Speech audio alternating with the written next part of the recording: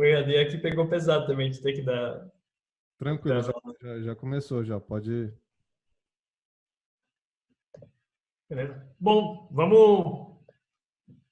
dando sequência aí ao nosso tópico de hoje. Vamos falar da questão do monitoramento das cargas internas de treino no fitness funcional. E essa ideia de quais seriam os melhores métodos que a gente poderia utilizar para monitorar o treino, a gente acabaria utilizando a percepção subjetiva de esforço da sessão ou o Training Impulse, que é o TRIMP. E o que a gente vai discutir hoje está baseado nesse artigo que a gente que foi recém aceito, a gente recebeu a confirmação essa semana aí, então deve estar sendo publicado em breve, onde a gente basicamente avaliou qual era o melhor método para monitorar essas cargas de treino internas quando as sessões de fitness funcionais são realizadas em intensidades diferentes. Então, só para a gente dar uma iniciada naquela ideia do Simon Sinek, que a gente tem sempre que começar com o porquê. Por que a gente precisaria monitorar aí essas cargas de treinamento? E basicamente isso serve dois objetivos fundamentais. O primeiro seria bem simples, que é determinar a resposta do atleta ao programa de treino. Então, tentar otimizar a performance de modo que a gente tenha aquela certeza de que o que a gente está colocando em prática no treino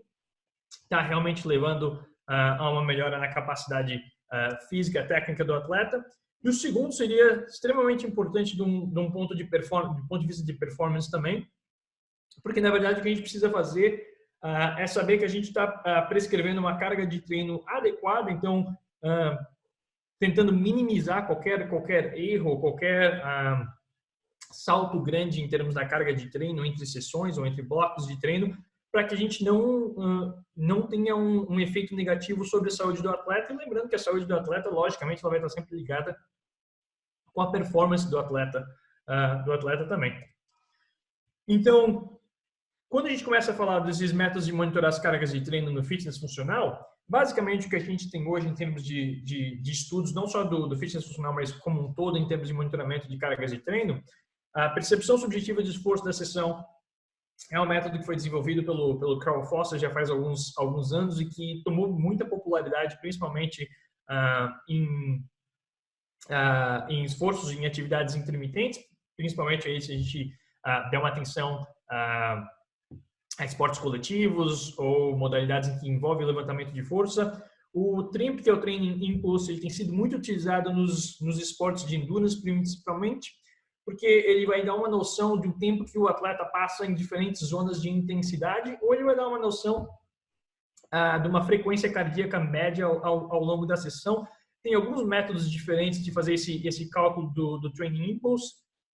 e a gente vai comentar um pouquinho mais sobre os dois que a gente utilizou no nosso artigo. E aí você teria a questão de marcadores fisiológicos e bioquímicos e questionários e alterações na performance do atleta. O problema desses últimos 4 aí, dos marcadores fisiológicos e bioquímicos e uso de questionários de performance e mudanças na performance é porque alguns pesquisadores, na verdade, se referem a essas alterações nessas variáveis muito mais como uma resposta ao treinamento, como uma questão de uma fadiga acumulada, ou como se a gente estivesse tentando analisar o tanto de fadiga que se acumulou ao longo do tempo, e não necessariamente como uma resposta interna ao treinamento em si. Então, seria muito mais como um marcador de fadiga ao longo do tempo do que como um marcador da intensidade ou da sessão. Então, eles acabam não sendo muito úteis desse ponto de vista.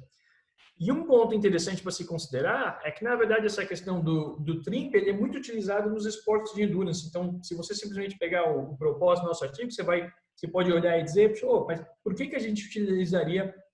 o TRIMP para monitorar a carga de treino durante uma sessão de fitness funcional, especificamente levando em consideração o que o fitness funcional engloba, que é a performance de diferentes modalidades ou a realização de diferentes tipos de exercícios dentro da sessão. E isso foi uma das coisas que a gente, inclusive, teve que responder no nosso artigo, porque se você pegar a maneira como as sessões de fitness funcional são construídas, elas acabam tendo uma similaridade com os esportes de endurance ou com uma sessão de endurance, se você for assim por dizer, até pela questão das respostas fisiológicas que você tem, da frequência cardíaca, do nível de lactato que você vai experimentar depois de um intervalo de 4 minutos correndo na esteira ou do intervalo de 4 minutos de uma sessão de fitness funcional, eles acabam sendo muito semelhantes e até a questão da duração de algumas sessões de treino vão ser muito parecidas com aquilo que a gente vê nessas modalidades de esforço contínuo. E também é importante ressaltar que no que a gente tem hoje sobre a questão de monitoramento de cargas do fitness funcional, os estudos que validaram já a PSE como um método utilizado para monitorar as cargas internas de treino, eles também utilizaram o TRIMP do Edwards, que é o eTRIMP, que a gente acabou utilizando no estudo também, como um dos fatores, como eu falei, para validar o uso da percepção subjetiva de esforço. Então, o propósito do artigo, na verdade, nós trouxemos 8 participantes que, de maneira randomizada, realizaram a mesma sessão em 2 situações diferentes. Então, eles acabaram realizando o Tibana Test, que vocês podem ver aqui na direita, que, na verdade, consiste de 4 rounds, de 4 circuitos de 4 minutos, separados por 2 minutos de descanso. Então, o round 1, ele, na verdade, são 5 thrusters e 10 box jump over. Você repete o máximo o maior número de repetições que você puder nesses 4 minutos. Descansa 2, vai para 10 power cleans e 20 pull-ups da mesma maneira. Descansa 2 minutos, 15 shoulders to overhead, 30 toes to bar. Descansa mais 2 minutos, 20 calorias de remo e 40 wall balls. E aí você realizava essa sessão, você realizava o Tibana Test de 2 maneiras diferentes. Ou numa expectativa all out, em que você não tem nenhum controle da intensidade da sua sessão, você vai ao máximo que você consegue desde o início, ou você tenta, com base na percepção subjetiva de esforço, sempre se manter nesse nível aqui, que seria o 6 de 10. Então, se você precisar descansar um pouquinho mais durante a realização desses 4 minutos de exercício, isso é uma recomendação que foi dada aos participantes para que você tente manter sempre a percepção subjetiva de esforço nesse nível de 6 dentro da escala que vai de 1 a 10. E aí nós monitoramos a percepção subjetiva de esforço em relação à percepção subjetiva de esforço, o TRIMP de Edwards e o TRIMP de Bunster, que são dois métodos bem comuns de se utilizar o Training Impulse para monitoramento das cargas de treino, e avaliamos a relação de cada um desses métodos com o lactato imediatamente, 30 minutos após a sessão, e com a percepção subjetiva de esforço também. Dentro dos resultados, a primeira coisa que acho interessante trazer é perceber que existia uma diferença bem significativa na intensidade da sessão para o grupo que realizou a sessão de maneira all-out e para o grupo que se manteve na percepção subjetiva de esforço fixa no 6 de 10. Então, a gente pode ver pelas respostas de lactato aqui, imediatamente após a sessão, o grupo all-out estava praticamente no 19, enquanto o grupo que estava fixo no 6 de 10, o lactato acabou ficando no 12,8. Praticamente o 13, então você tem uma diferença significativa e uma diferença bem grande entre as respostas fisiológicas imediatamente, e essa meio que se manteve nos 30 minutos após a sessão. E aí, lógico, como a gente esperava também, o RPE da sessão do all-out termina no 9,6 e o RPE da sessão que era para ser fixa no 6 termina muito próximo do 6, o que mostra que é uma maneira eficaz da gente conseguir manter a intensidade da sessão fixa ao longo do tempo. Então, o que é interessante saber é que mesmo que a gente tenha tido essas diferenças significativas nas respostas fisiológicas, os 2 métodos que a gente colocou utilizando Training Impulse, eles não conseguiram mostrar muito bem essa diferença. Então, se você olhar a carga de treino da sessão out e a carga de treino da sessão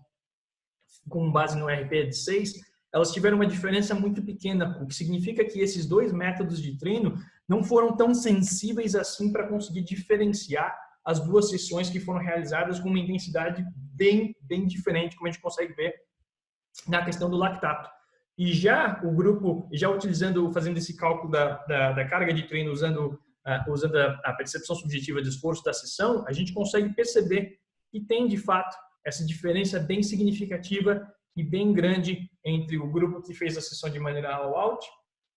e o grupo que fez a sessão utilizando essa intensidade fixa no 6 de 10. Quando a gente muda para a questão do tempo que foi, o tempo passado em cada percentual do tempo em cada zona de frequência cardíaca, o que a gente acaba vendo é que não existe uma diferença significativa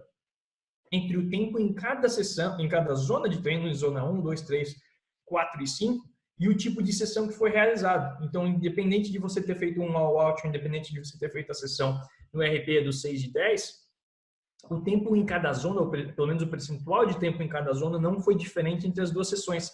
O que seria mais uma coisa que aí a gente poderia dizer que provavelmente o uso da frequência cardíaca não seja um método tão adequado assim para a gente monitorar as cargas internas de treino no fitness funcional, porque o que você esperaria,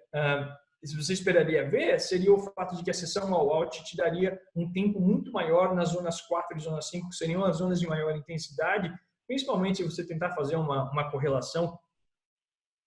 com o que a gente sabe em termos de zona de treinamento, que um RP6 ele seria muito mais entre um intermediário entre zona 3 e zona 4 do que uma zona de treino mais acentuada. Então, você esperaria que o grupo all-out passasse muito mais tempo nessas zonas mais intensas de treinamento, o que acabou não sendo o caso aqui.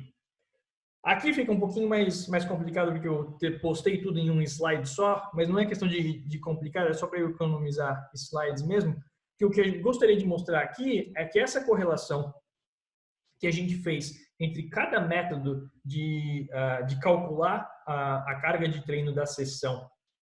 e o lactato 30 minutos depois da sessão, só quando a gente utilizou a percepção subjetiva de esforço da sessão é que a gente teve uma relação significativa entre a carga de treino e o nível de lactato 30 minutos depois da sessão. Então, quando a gente fez esse cálculo utilizando o TRIMP do Bannister, ou quando a gente fez esse cálculo utilizando o TRIMP do Edwards, essa relação significativa a gente acabou não encontrando. Então, o I-TRIMP e o B-TRIMP não mostraram essa relação com o lactato 30 minutos após a sessão. E agora, passando os resultados, o que a gente tem em termos de discussão? Na verdade, o que a gente percebe, os nossos principais achados no artigo, são que, na verdade, o B-TRIMP, o TRIMP de Bannister e o TRIMP de Edwards, tem pouca sensibilidade na resposta quando as sessões são realizadas em intensidades diferentes. E isso foi um fato curioso, porque ele não concorda muito com o que já havia na literatura, de que talvez o TRIMP de Edwards fosse uma maneira eficaz de monitorar as cargas internas de treino nas sessões de fitness funcional, e é muito provável, ou é pelo menos possível, que essa diferença nas respostas que a gente encontrou no nosso artigo em relação a artigos anteriores na literatura, seja no caráter da sessão. Talvez o fato de que as nossas sessões são realizadas em intensidades diferentes demonstram que provavelmente quando a intensidade é diferente, esses métodos baseados na frequência cardíaca eles não vão ser tão adequados para monitorar a carga de treinamento, uma vez que o que a gente tinha na literatura anteriormente, as sessões eram sempre realizadas de maneira all-out. Então, se você eu voltar aqui 2 slides, é a mesma coisa que a gente pode ver dessa questão aqui, que na verdade parece que o uso da frequência cardíaca dentro das sessões de fitness funcional não seria tão adequada para monitorar essas cargas internas de treinamento. E aí, quando a gente comenta sobre o que seria plausível de se fazer num treino de fitness funcional, além do fato de que para você monitorar uma carga interna de treinamento com frequência cardíaca, você vai ter que ter um monitor cardíaco bom, você vai ter que conseguir fazer toda essa análise dos dados depois, e que são coisas que podem complicar um pouquinho a relação, ou pelo menos a praticidade disso. Parece que usar essa percepção subjetiva de esforço da sessão é, no momento, pelo menos, o que a gente tem em termos de solução mais prática e eficaz para monitorar as cargas de treino no fitness funcional. Então, de um ponto de vista de você ser um coach dentro do seu box e ter que monitorar a carga de treino de 5, 10, 15, 20 atletas dentro de uma mesma semana, dentro do mesmo ciclo de treinamento, vai ser muito mais prático para você usar a percepção subjetiva de esforço, que além da praticidade, parece, no momento pelo menos, ser o que a gente tem de mais eficaz, ou pelo menos de mais sensível para detectar essas mudanças nas intensidades das sessões de treino. Mas um ponto fundamental, na verdade, aqui que a gente cita no nosso estudo também, é que é necessário hoje que a gente tenha mais estudos para que essa relação entre os métodos de monitoramento de carga e mudanças em fadiga e performance possa ser estabelecida. Então, a gente simplesmente demonstrou ao longo do nosso estudo que talvez a percepção subjetiva de esforço da sessão seja o melhor método para a gente monitorar essas cargas internas de treino. Mas agora, o quanto isso vai ser importante para mostrar que ao longo de um bloco de treino a performance realmente melhora, ou que ao longo de um bloco de treino, quando a gente tem alterações nas cargas de treino, a gente realmente vê uma redução em variáveis de fadiga ou em variáveis de performance. A gente precisa de alguns estudos longitudinais aí que acompanhem um grupo de participantes ao longo de 6, 8, 10 semanas e que faça essa análise. E um ponto talvez importante também é que talvez seja necessário utilizar essa percepção subjetiva de esforço em conjunto com outros métodos. O Ramírez tem alguns estudos já realizados e tem um em particular que, claro, era um estudo de caso, então era um N de 1, mas em que a percepção subjetiva de esforço ela não necessariamente estava correlacionada com questionários que mostraram momentos em que o atleta podia estar mais ou menos fadigado. E então esses estudos de longa duração eles vão ser necessários para que a gente realmente possa estabelecer que, olha, esses são os melhores métodos de treinamento, porque utilizando esses métodos de treinamento a gente mostra que a performance aumenta. Utilizando esses métodos de treinamento a gente consegue identificar os momentos em que o atleta pode estar mais ou menos fadigado e assim por diante. Então, só concluindo, e eu coloco aqui em vermelho para que a gente não faça nenhuma afirmação muito enfática, parece que a percepção subjetiva de esforço da sessão é o método mais adequado para a quantificação das cargas de treino internas do fitness funcional, quando essas sessões são realizadas em intensidades diferentes, mas mais estudos são necessários aí ao longo do tempo para que a gente realmente possa estabelecer essas relações. Então, eu sei que o Ramírez sempre coloca ao longo dos episódios de podcast dele, ao longo das palestras que ele organiza, que para quem quiser aí fazer um mestrado, fazer um doutorado, o que não falta é oportunidade dentro do fitness funcional de outros N fatores que a gente precisa de fato analisar, determinar e estabelecer de maneira bem científica. Show de bola, João. Puder só parar de compartilhar a tela, porque o vídeo vai continuar gravando e a gente fica discutindo, fazendo uma discussão em cima de tudo isso.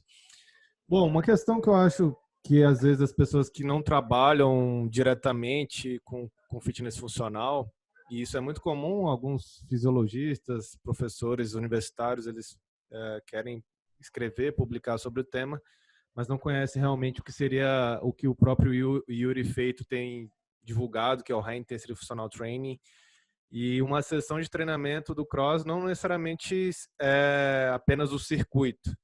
Você tem várias etapas antes de chegar lá no circuito metabólico. Então, você tem a parte do aquecimento, você tem a parte do trabalho de força, do trabalho de potência. E o que fica ainda mais difícil você conseguir utilizar os métodos baseados na frequência cardíaca. Então, você vai utilizar o método de Edwards, de Lucer, de Bannister para o trabalho de desenvolvimento de força. Não faz lógica nenhuma. E aí você teria que, na mesma sessão de treinamento, utilizar um outro método para o trabalho de força e potência e um outro método para o circuito metabólico. Então, essa já é um problema. E aí o segundo problema é que dentro do circuito metabólico, se fosse só exercícios cíclicos, eu seria totalmente a favor do uso dos métodos baseados na frequência cardíaca. Só que você tem movimentos calistênicos, você tem levantamento de peso, você tem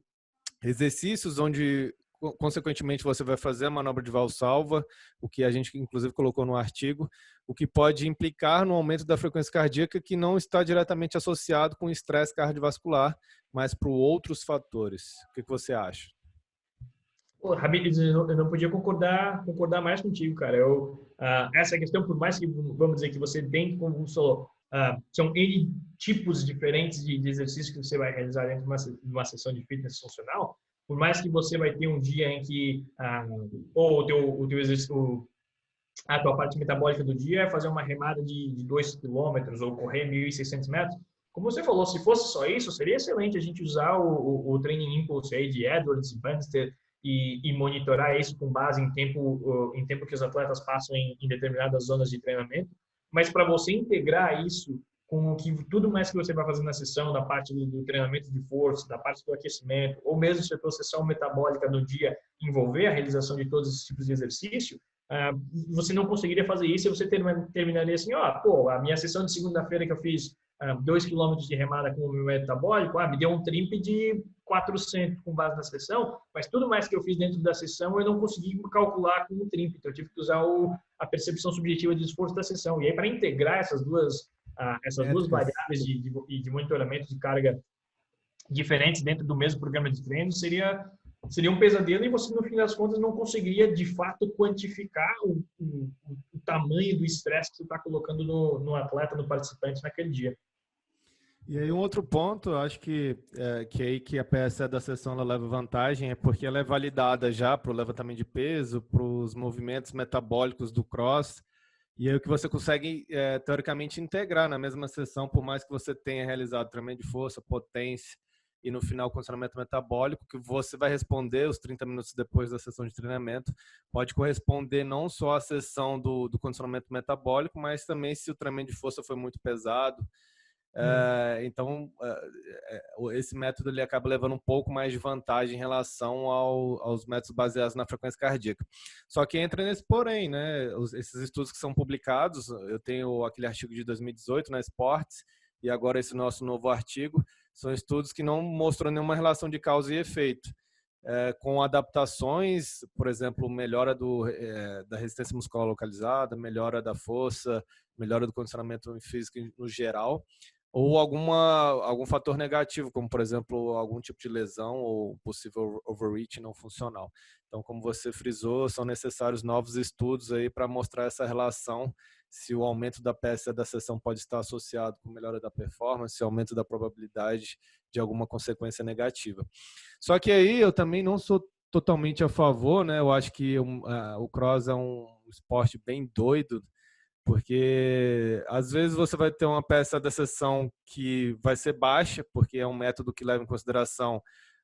o seu esforço, mas também com o tempo. Então, se você faz um workout com duração de 5 minutos e a PSE foi 8, 9, não necessariamente esse valor não vai ser tão alto. Mas se você fez um elemento novo, se você fez um exercício que você não estava habituado em executar esse movimento, você terá uma dor tardia muito grande. Então, essas implicações mostra que o fitness funcional é uma modalidade extremamente complexa. Você conseguir avaliar tanto a carga interna como o estresse fisiológico das sessões de treinamento. Concordo contigo nessa também, cara. Eu acho que um outro ponto interessante, aí você pode falar muito melhor do que eu sobre o assunto, é a questão de o intervalo de tempo entre o fim da sessão e a percepção subjetiva de esforço que acaba sendo usada para fazer esse cálculo, para que justamente você tenha uma medida, você tenha um score do estresse da tua sessão de treino de maneira mais precisa possível, porque eu sei que num desses artigos que você mencionou, vocês fizeram justamente isso, utilizando a PSE imediatamente após a sessão, acho que 15 minutos depois, e eu acho que 30 minutos depois. A gente avaliou imediatamente 10, 20, 30, se não me engano, e assim, todos esses momentos eles tiveram correlação com o Edward, né, o trimp de Edward, que a gente já mostrou aqui que não pode ser um método critério para você fazer esse tipo de validação. Então, eu acho que a partir desse nosso estudo da Frontiers, o método critério, né, pode mudar. Talvez hoje você não pode validar nada associado com carga interna baseado no método tradicional, que são as zonas da frequência cardíaca, seja de Lucid, de Edward ou de Bannister. Mas o interessante, o que tudo isso mostra, e não só esse artigo nosso, mas são vários artigos hoje que já mostram, se você mensura 10, 20, 30, 40, até tem artigos mostrando semanas de treinamento após a primeira sessão, se você faz o treino hoje, se você consegue cientificamente provar que em uma semana depois desse treino que você executou, a carga de treino que você mensurar uma semana depois ainda é válida em relação a essa sessão de treinamento. Então, acho que o tempo, a maioria dos artigos já mostra que não é um fator limitador. A grande questão é que você faça sempre essa análise no mesmo tempo. Então, por exemplo, você não pode chegar hoje, sexta-feira, e me informar a PSE imediatamente após, sendo que amanhã você vai me informar 3 horas depois do treinamento. Então, a ideia é que você sempre faça a mesma medida no mesmo tempo. Então, imediatamente após, ou 30 minutos depois, ou 1 hora depois, ou 2 horas depois. Então, a ideia é você padronizar qual o momento que será coletada essa percepção subjetiva de esforço.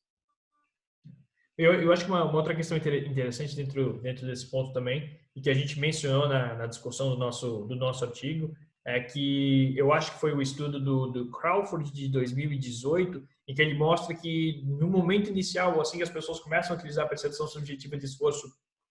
como método de monitorar a carga de treino, existe, vamos dizer assim, uma fase de aprendizado em que um participante iniciante, ou que recém está começando a utilizar a PSE, ele vai acabar dando um valor mais alto ou um pouco mais baixo do que realmente a sessão acabou representando. E aí talvez essa seja uma das outras, um dos outros motivos pelos quais talvez utilizar a PSA com algum outro método seja algo mais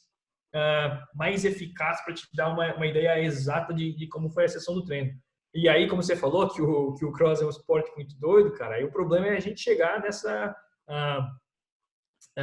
vamos dizer, nesse ponto, ou em alguma medida específica que a gente possa utilizar com a PSE. Então, pô, para tantos outros esportes, cara, principalmente vamos dizer, esportes coletivos e até os esportes de endurance, é fácil, porque você tem um teste submáximo que você pode fazer como parte do teu aquecimento. Então, tem muitos estudos que um teste de 3 minutos na bicicleta, você faz 3 minutos e você olha, com base nesses 3 minutos, a tua frequência cardíaca aumentou muito mais do que geralmente acontece, então você está num estado um pouco maior de fadiga. E aí isso seria muito, não vou dizer necessariamente mais difícil, mas você teria que pensar um outro teste assim de maneira muito mais específica dentro do cross, porque a quantidade de exercícios de diferentes modalidades que você tem é muito maior. Então, para você arrumar algo que você faça consistentemente toda a sessão, ou mesmo até para utilizar, como muitos técnicos acabam usando, a questão da técnica, se você vê alguma mudança na técnica, seja de corrida, ou seja, de algum movimento específico do esporte, o cara consegue olhar aquilo ali e dizer, olha, pô, com base na técnica, quem sabe o cara esteja um pouco fadigado. Isso seria outra coisa que seria muito mais complicado de fazer no cross, e que é uma outra área, mais uma vez, interessante aí para quem tiver alguma vontade de entrar no mundo acadêmico e fazer pesquisa como modalidade. Inclusive, eu tenho um aluno que ele quer prestar, né, o doutorado na Universidade Federal de Mato Grosso, que o objetivo dele vai ser mostrar essa relação de qual o melhor parâmetro de carga de treinamento para predição de performance ou possíveis desfechos negativos. Que aí entra no outro ponto que eu já gosto muito de utilizar, que é o controle de carga externa, então calculando o número de repetições por elementos. Então, eu gosto muito mais de utilizar a carga externa do que ter como parâmetro, como a base extensa de atletas, a PSE da sessão. Então, com a carga externa, por exemplo, se eu tenho uma média do meu grupo, eu consigo identificar um atleta que tem uma performance boa e naquele dia ele faz um número reduzido de repetições ou ele tem um tempo ruim, eu consigo perceber que ele não está bem, está fadigado, aconteceu alguma coisa, e eu vou diretamente com ele e converso, o que houve, você está muito aquém do que você está acostumado. E aí dentro disso também eu consigo entender o que a peça da sessão não te informa, que é o que eu estou trabalhando dentro de uma semana. Então quando você pega, por exemplo, a peça da sessão, você vai ter um número final em unidade arbitrária, 500, mas isso não mostra o que aconteceu dentro da sua sessão de treinamento. Então vamos supor, você passa a semana todinha só fazendo exercícios cíclicos. Não treinou nada de calistenia, nada de levantamento de peso, potência. E aí, consequentemente, você vai ter uma métrica da PSE da sessão no final da semana. E só que ela não te mostra o que você trabalhou dentro dessa semana de treinamento. Então, quando você integra a carga externa juntamente com a PSE da sessão, você consegue ter essa visão do que você trabalhou, quais foram os elementos, qual foi a quantidade de repetições, se você teve um spike, se você aumentou abruptamente o número de repetições em relação à semana anterior. e aí você consegue visualizar se tem essa relação com a PSE da sessão. Então, acho que foi o que você falou sobre ter um outro parâmetro, só que nesse caso não é de carga interna, é de carga externa. Então, eu acredito muito que associar esse parâmetro da PSE da sessão com o que você trabalha, os elementos que são executados, a sua performance em relação ao número de repetições, ao tempo de que você executou a sessão de treinamento, pode ser uma alternativa. Eu concordo, e até um ponto interessante que sempre surge nos artigos é essa comparação da carga interna e da carga externa. E vamos dizer, se você pegando o exemplo do seu atleta que pô, ele realizou menos repetições do que está habituado a realizar nessa semana de treino, nessa sessão, mas de repente a percepção subjetiva de esforço dele é exatamente a mesma, ou é um pouco acima de uma outra sessão em que ele realizou mais repetições. Então, você consegue, com fazendo a comparação desses dois métodos, identificar que, pô, peraí, tem alguma coisa errada com esse meu atleta. Talvez seja a fadiga decorrente do treino, talvez seja de N outros motivos que a gente sabe que podem acontecer, mas já te dá essa percepção de analisar o que está acontecendo aí nessa dissociação da carga interna e da carga externa, que é acho que é um dos grandes métodos, uma das grandes variáveis que o pessoal acaba usando para perceber que, opa, talvez eu tenha feito não necessariamente eu tenha feito algum erro na questão da quantificação do treino, mas talvez tenha alguma coisa acontecendo com o meu atleta ou com os meus atletas que eu precise considerar para fazer com que esse erro na quantificação de treino não venha acontecer. Isso que você falou foi o que o revisor comentou, né, de fazer uma relação aí de lactato PSE, ou você conseguir através da PSE cronicamente avaliar o status de fadiga acumulada. Só que o problema, João, é que a gente raramente repete uma mesma sessão de treinamento.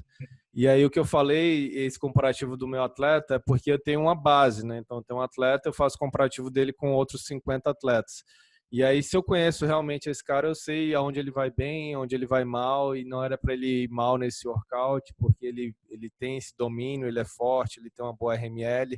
E se ele foi muito mal, abaixo da média, eu já consigo saber que tem alguma coisa errada. Aí sim eu tomo essa iniciativa de conversar com ele. Não é por conta de PSE que ele fez hoje em relação ao treino da semana passada que foi igual. Eu vou te falar, dentro de 2 anos de trabalhando como coach também, eu devo ter repetido no máximo 10 tipos de treino. Então, é muito pouco usual que a gente repita esse mesmo workout. Não, eu concordo contigo, e isso, como você falou, foi uma das coisas que um dos revisores comentou com a gente, e que aí a gente acabou acrescentando esse trecho ao final do artigo, mas fazendo justamente essa ressalva que, pô, dentro do fitness funcional é muito raro de você acontecer de repetir as mesmas sessões. Então, exigiria do coach, exigiria do atleta que, vamos lá, uma vez a cada 2 semanas, você pegue e você defina qual é o seu workout que você vai usar para quantificar essa relação entre PSE e fadiga, PSE e monitoramento das cargas de treino. Então, vamos lá, se a cada 2 semanas você teria que fazer um SIND toda segunda-feira às 8 da manhã, isso vai ser, essa é a primeira coisa que você vai fazer. E aí, quando você coloca isso dentro de um programa de treino de meses ou de um ano, visando campeonatos específicos, você sabe que isso não necessariamente vai se encaixar dentro do que tu pretende na tua periodização de treino. E não só isso, mas se você vai fazer um esforço desse, ele vai bagunçar o teu treino, porque ou você vai ter que pedir fazer, peraí, eu não quero que esse SIND seja um esforço máximo, para que a gente não faça um all-out aqui, quando na verdade a gente deveria estar fazendo um all-out num outro treino que é muito mais importante para o campeonato que está vindo. Então, você teria que estabelecer uma relação de repente, olha, vou fazer todos essas minhas sessões de treino que são o meu index, que é o meu avaliador de como está evoluindo o meu atleta, mas, de novo, com base naquele outro artigo que a gente escreveu, usando a PSE como algo para fixar a intensidade. Então, vamos fazer um SIND, mas eu quero que a tua PSE não passe dos 5. E aí vamos ver quantas repetições o cara faz mantendo a PSE no 5,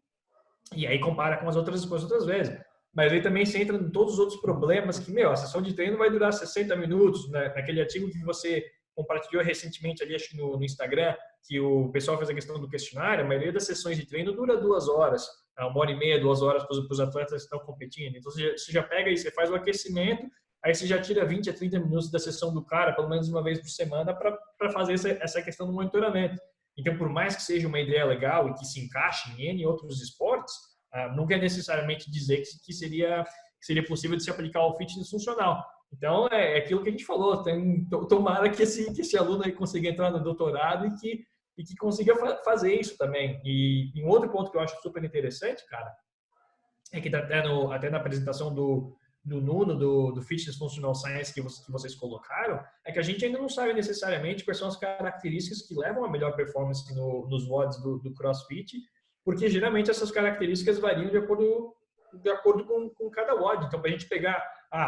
pelo menos a PSE do treino está diretamente relacionada a uma melhora dessa minha capacidade de força, mas a gente não sabe se essa melhora na capacidade de força vai levar a uma melhora na capacidade de performance, porque aí tudo vai depender do WOD que você usa para analisar esse tipo de coisa. Então, como você sempre comenta, como eu falei, eu acho que existem N áreas que a gente ainda tem que endereçar dentro do fitness funcional, que tomara que a gente continue aí nessa